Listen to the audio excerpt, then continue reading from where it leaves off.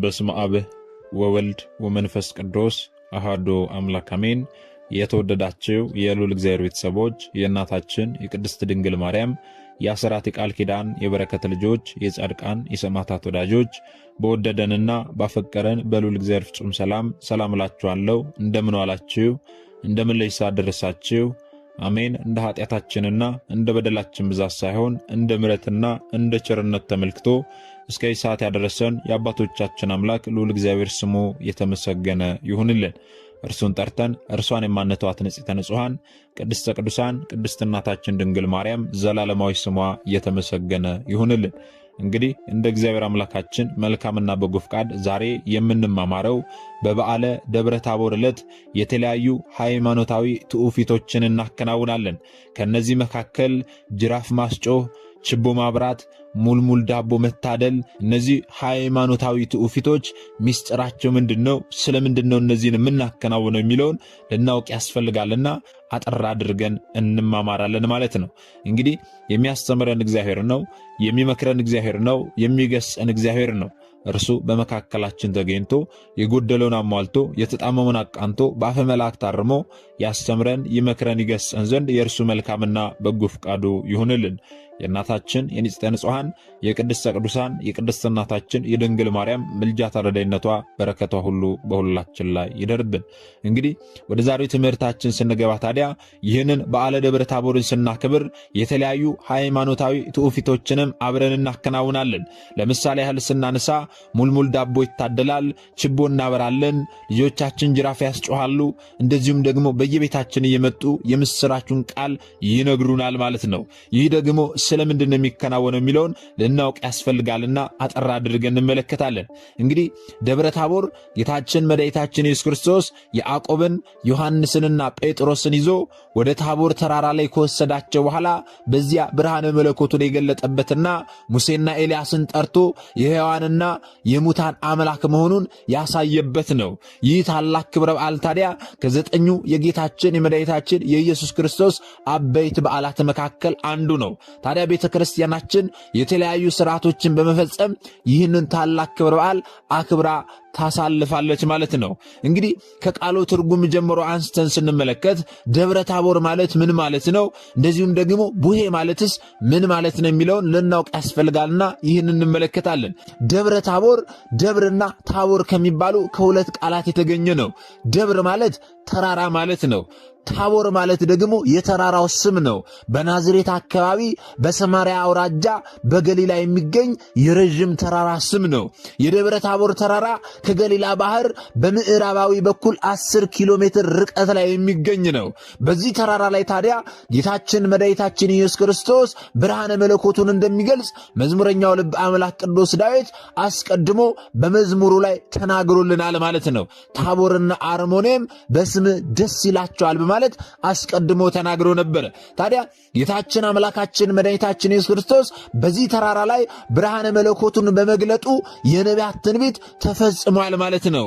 ቡሄ ማለትስ ደግሞ ምን ማለት ነው ስንል ቡሄ ማለት ብራ፣ ብርሃን፣ ደማቅ ማለት ነው። ከስሙ ትርጉም እንደምንረዳው ጌታችን መድኃኒታችን ኢየሱስ ክርስቶስ ብርሃነ መለኮቱን የገለጠበት በዓል ስለሆነ ብራ ወይም ደግሞ ብርሃን ወይም ደግሞ ደማቅ የሚል ፍቺ ያለው ስያሜ ተሰጥቶታል ማለት ነው። አንድም ቡሄ ማለት ወቅቱ የክረምት ጨለማ አልፎ የብርሃን ወቅት ስለሚመጣ ሰማይም ከጭጋጋማነት ወደ ብሩህነት የሚለወጥበት ስለሆነ የመሸጋገሪያ ወቅት ስለሆነ ብራ ተብሏል ማለት ነው።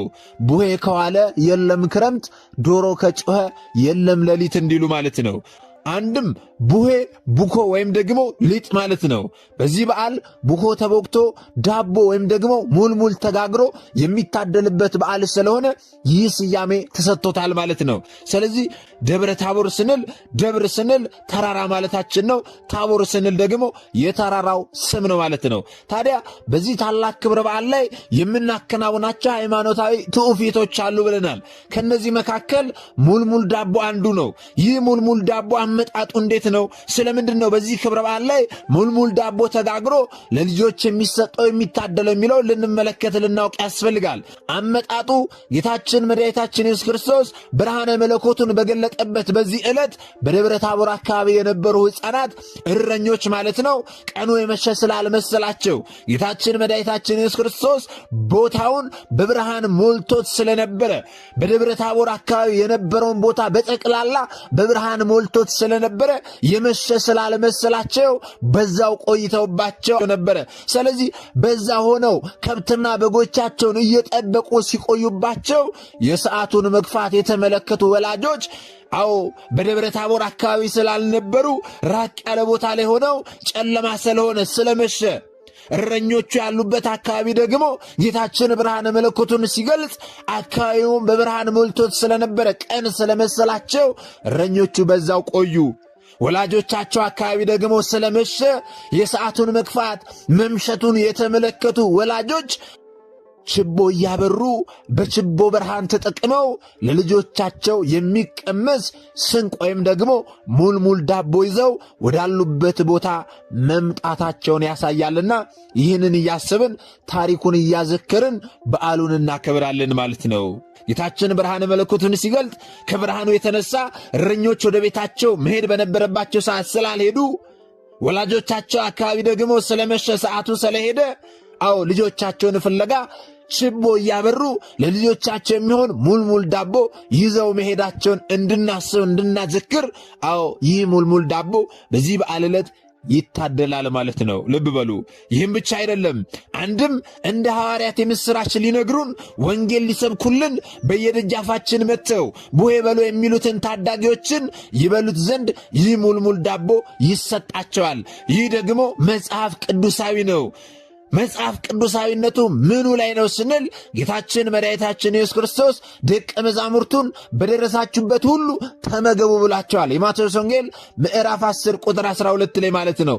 ሕፃናቱም የደቀ መዛሙርቱ ምሳሌዎች ናቸውና መዝሙራቸው ደግሞ የምሥራች ወንጌል ይዘው የመምጣታቸው ምሳሌ ነውና ሐዋርያት በገቡበት ሀገር ሁሉ አስተምረው አጥምቀው የጸጋ ልጅነትን አሰጥተው እንደሚቆዩ ሁሉ ልጆችም ደግሞ ዘምረው አመስግነው ውለዱ ክበዱ ብለው የመንግሥተ ሰማያት ወራሾች ያደርጋችሁ ብለው አመስግነው ይሄዳሉና በሐዋርያቱ ይመሰላሉ።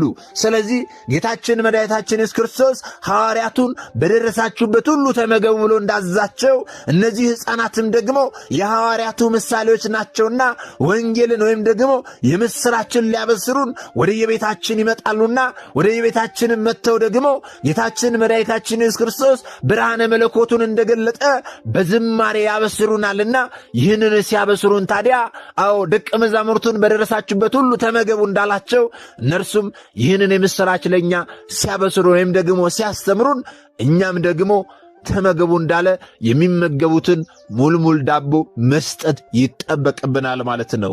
ይህም ደግሞ መጽሐፍ ቅዱሳዊ ነው። ሌላ ደግሞ በዚህ በደብረ ታቦር በዓል ላይ ችቦ እናበራለን። ለምንድን ነው ችቦ የምናበራው ስንል ችቦ የጌታችንን ብርሃነ መለኮት መገለጥ የሚያመላክት ነው። ጌታችን በደብረ ታቦር መለኮቱን ሲገልጥ ብርሃን አካባቢውን ሞልቶት ነበርና ያንን በዘመናችን ለመግለጥ የበዓሉ ዋዜማ ማታ ችቦ አብርተን አምላካችንን እናመሰግናለን ማለት ነው። ያንን ችቦ አብርተን ብርሃኑን ስንመለከት ጌታችን መድኃኒታችን ኢየሱስ ክርስቶስ ብርሃነ መለኮቱን በሚገልጽበት ጊዜ በአካባቢው እንዲህ አይነት ብርሃን ነበረ ብለን ያንን እንድናስብ ጌታችንን ይህንን ሃይማኖታዊ ትውፊት እያከናወንን እናመሰግናለን ማለት ነው። ይህም ብቻ አይደለም። ደግሞ የችቦን ታሪክ ቅድም እንደተመለከትነው የእረኞቹ ወላጆች ይዘውት የመጡት ብርሃን ነው። ልጆቻቸው ሲቆዩባቸው ሰዓቱም ደግሞ ስለመሸ ወደ ልጆቻቸው ለመሄድ ብርሃን አድርገው የተጠቀሙት እንደ መብራት የተጠቀሙት የችቦን ብርሃን ነበርና ችቦ እያበሩ ነበረ ወደ ልጆቻቸው ሄዱት ነበርና ያንንም ለማሰብ በዚህ ዕለት ችቦን እናበራለን ማለት ነው። ሌላው ደግሞ ጅራፍ ልጆቻችን ያስጮሃሉ። በዚህ በዓል ጅራፍ መገመዱና ማጮሁ ሁለት አይነት ምሳሌነት አለው። የመጀመሪያው ምንድነው ስንል ጌታችን መድኃኒታችን ኢየሱስ ክርስቶስ በዕለተ ዓርብ የደረሰበትን ግርፋትና ሕማም እናስባለን። ጌታችን መድኃኒታችን ኢየሱስ ክርስቶስ ስለኔና ስለናንተ ሲል በዕለተ ዓርብ 6666 ጊዜ ተገርፏል። አዎ ለዚያውም ደግሞ እኛ በምናውቀው አይነት ጅራፍ አይደለም ወገኖቼ። ሕፃናት ልጆቻችን በበዓለ ደብረ ታቦር ዕለት የሚያስጮት ጅራፍ አይነት አይደለም። ጌታችን የተገረፈበት ጅራፍ ጫፍ ጫፉ ብረት ያለው ያ ጅራፍ የሰው ሰውነት ላይ ሲያርፍ ስጋን ቦጫጭቆ ከመሬት ላይ በሚጥል አይነት ጅራፍ አጥንቶቹ እስከሚቆጠሩ ድረስ ደሙ እንደ ውሃ በመሬት ላይ እስከሚፈስ ድረስ አዎ ጌታችን መድኃኒታችን ኢየሱስ ክርስቶስ በእንዲህ አይነት ጅራፍ 6666 ጊዜ ተገርፏል። ያንን ጌታችን ለእኛ ሲል በዕለተ ዓርብ የተገረፈውን ግርፋት፣ የደረሰበትን መከራ፣ የደረሰበትን ሕማም በዚህ በበዓለ ደብረ ታቦር ዕለት ሕፃናት ልጆቻችን በያዙት ጅራፍ እናስባለን። ሁለተኛው ደግሞ ድምፁን ስንሰማ የባሕርይ አባቱን የአብን ምስክርነት ቃልና በግርማው ሲገለጥ የተሰማውን ነጎድጓድ ድምፅ ያስታውሰናል ማለት ነው። ሕፃናት ልጆቻችን በበዓለ ደብረ ታቦር ዕለት ጅራፉን ገምደው በሚያስጮበት ሰዓት ላይ ምንድነው ማሰብ ያለብን ስንል ጌታችን መድኃኒታችን ኢየሱስ ክርስቶስ ብርሃነ መለኮቱን በሚገልጽበት ጊዜ የተሰማውን የነጎድጓድ ድምፅ ያስታውሰናል ማለት ነው። ይህንንም ብቻ ሳይሆን ደግሞ የባሕርይ አባቱን የአብን የምስክርነት ቃል ያስታውሰናል ማለት ነው። ስለዚህ በዚህ በበዓለ ደብረ ታቦር ዕለት ሕፃናት ልጆቻችን ጅራፍ ሲያስጮው የመጀመሪያው ጌታችን በዕለተ ዓርብ ለእኛ የከፈለልን ዋጋ እናስባለን።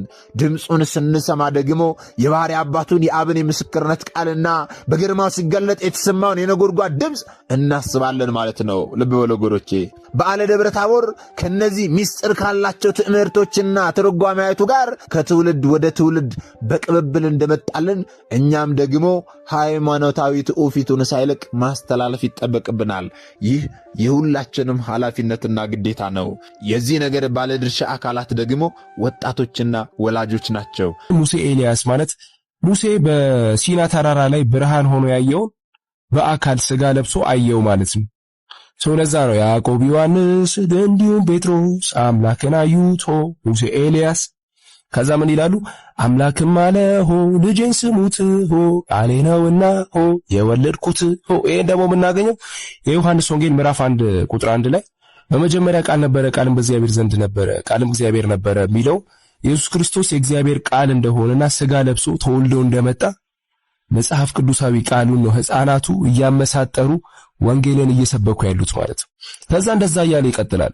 ጅራፍ በሁለት ተገምዶ መጮሁ፣ በሁለት መገመዱ ኢየሱስ ክርስቶስ ፍጹም ሰውና ፍጹም መለኮት እንደሆነ የሚገልጽ፣ ጅራፉን በሚያነጉበት በሚያፈነዱበት ጊዜ ደግሞ በዛ ሰዓት እጅግ ነጎድጓድ እንደነበረ፣ ኃይለኛ የአብ ድምፅ ይሰማ እንደነበረ ለመግለጽ ድሮ ቀረ እንጂ ባህሉ ላይ ይሄ ሙልሙል ዳቦ በስንዴ የተሰራ ሙልሙል ዳቦ ቶሎ የሚበስለው ማለት ነው። እሱ የሚመጣበት ምክንያት ደግሞ እዛ ብርሃኑ በታየበት ቡሄው በቦግ ያለው የኢየሱስ ክርስቶስ ብርሃን ፊት በበራበት ጊዜ እዛ አካባቢ ላይ በጣም ብርሃን ነበር፣ ቀን ይመስል ነበር እና እረኞቹ ተሸውደው እዛ ያግዱ ነበር፣ መምሸቱን አላወቁ። የነሱ ወላጆች ደግሞ ለእራታቸው እና ደግሞ መምሸቱን ጠፉ ልጆቻችን ብለው ችቦ ደመራ ደምረው ብርሃን ይዘው፣ ችቦ ማለት ችቦ የሚበራው ለዛ ነው። ችቦና ሙልሙል ዳቦ ይዘው ወደ ልጆቻቸው ይሄዱ ነበር፣ ምክንያቱም እነሱ ጋር ጨለሟል። እዛ ግን በክርስቶስ ብርሃን እረኞቹ ተሸውደው እዛ ያገዱ ነበር። የመሻል መሰላቸውም ነበር። የዛኔ ሰዓት አልነበረም እንደው ማድረግ አለበት። ፋይናሊ ምንድነው ኦርቶዶክስ ቤተክርስቲያን ቡሄ ብላ የምታከብረው ነገር መጽሐፍ ቅዱሳዊውን ድንቅ በሆነ ሚስጥር ገልብጣ ነው። ቅዱሱ የእግዚአብሔር መንፈስ ከናንተም ጋር ከኔም ጋር ይሁን። አመሰግናለሁ። ስለዚህ ውድ ምዕመናን የዚህ የናታኔም ኦርቶዶክስ ሪአክሽን የዩቲዩብ ቻናል ቤተሰቦች እንዲሁም የናታኔም ሚዲያ ዋናው ቻናል ቤተሰቦች እንኳን ለዚህ በዓል እንኳን ለደብረ ታቦር በዓል ለቡሄ በዓል በሰላም አደረሳችሁ። ይህ በዓል የኢየሱስ ክርስቶስ ብርሃነ መለኮት የተገለጠበት የምስጢር ቀን ነውና እንኳን አደረሳችሁ ልላችሁ እወዳለሁ። በድጋሚ ነሐሴ 13 ቀን እንደ ቅድስት ቤተክርስቲያናችን አስተምሮ መሰረት በዓለ ደብረ ታቦር ወይም ደግሞ ቡሄ በታላቅ ድምቀት ይከበራል። ይህ በዓል ታላላቅ ምስጢራት የተከናወኑበት ጌታችን አምላካችን መድኃኒታችን ኢየሱስ ክርስቶስ ፍጹም አምላክ ፍጹም ሰው መሆኑን ያረጋገጠበት ያስተማረበት አምላክነቱን የገለጸበት ዕለት ነው ማለት ነው። ከቃሉ ስንነሳ ደብረ ታቦር ማለት ምን ማለት ነው ስንል ደብር ማለት ተራራ ማለት ነው። ታቦር ደግሞ የተራራው ስም ነው። ስለዚህ ደብረ ታቦር ማለት የታቦር ተራራ ማለት ነው። ቤተክርስቲያናችንንም ስንመለከት ቤተክርስቲያን ደብር ደብር እያልን የምንጠራቸው ናቸው ማለት ነው። አብዛኛውን ቤተክርስቲያን ደብር የሚለው ተራራን ይወክላል ማለት ነው። ቅድስት ቤተክርስቲያናችን ተራራ ነች ማለት ነው። ለመምህራችን ቃለ ሕይወትን ያሰማልን። ደብረ ታቦር ማለት ደብር ማለት ተራራ፣ ታቦር ደግሞ የቦታው ስያሜ ነው። የታቦር ተራራ ማለት ነው። እንግዲህ ቤተክርስቲያንን ደብር ስንል እንግዲህ ደብር ማለት ተራራ ሲሆን ቤተክርስቲያን ተራራ መሆኗን እግዚአብሔር የሚገለጥባት ተራራ ወይም ደግሞ ስፍራ መሆኑን ብዙ ቤተክርስቲያን ደብር እያልን እንጠራለን። ይህንንም መምህራችን አገናኝተው ሚስጥራቱን አስተምረውናል። ይሄ ደብረ ታቦር በዓል ከጌታችንና መድኃኒታችን ኢየሱስ ክርስቶስ ከ9 በዓላት መካከል አንደኛውና ዋነኛው በዓል ነው። ትልቅ በዓል ነው ማለት ነው። በድጋሚ እንኳን አደረሳችሁ። ወደሚቀጥለው ቪዲዮ እንለፍ። በገጠሩ እረኞች ደብረ ታቦር ሲቃረብ ጅራፍ በመግመድ ወይም በማዘጋጀት ከፍ ካለ ተራራና ፈፋ ላይ ወጥተው ያስጮሃሉ። ሲያስጮሁ ደግሞ ከተራራ ወደ ተራራ ድምፁ ያስገመግማል፣ ይጮሃል፣ ያስደነግጣል።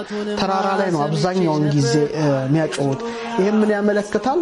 ጌታችን ረጅም ተራራ ላይ ደቀ መዛሙርቱን ይዞ መውጣቱን ለማሰብ ተራራ ላይ ይወጣሉ። እዛም ደግሞ ጅራፉን ድምፅ እያሰሙ ማስጮሃቸው ደግሞ ደብረ ታቦር ላይ እግዚአብሔር አብ በደመና ሆኖ የምወደው ልጄ ይህ ነው እርሱን ስሙት ብሎ በተናገረ ጊዜ ሐዋርያት ደንግጠው ወድቀዋል ይላልና አብ የምወደው ልጄ ይህ ነው ብሎ ድምፁን ስላሰማ ታቦር ተራራ ላይ ያ አስፈሪ ድምፁን ለመወከል በማለት አስፈሪ ድምፅ ያለውን ጅራፉን ተራራ ላይ ሆነው ያስጮሃሉና ጅራፍ ይህንን ድምፅ ለመወከል በጽሑፍ የተጻፈውን የወንጌልን ታሪክ በተግባር ደግሞ ይገልጡበታል ማለት ነው። መምህር ዶክተር ሮዳስ ታደሰን ተራራ ተንቀጠቀጠ፣ ግርማው ሲገለጥ ሁሉ ቀለጠ። ድንቅን አድራጊ ተአምረኛ ከማዳኑ ጋር ይምጣ ወደኛ፣ ከማዳኑ ጋር ይምጣ ወደኛ።